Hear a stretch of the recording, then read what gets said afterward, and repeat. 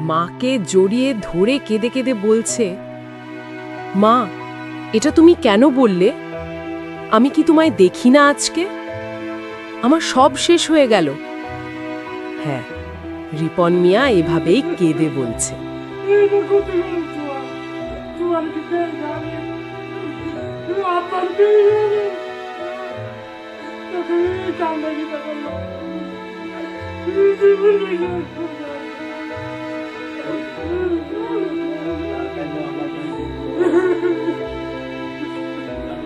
হ্যাঁ, বলাটাই স্বাভাবিক।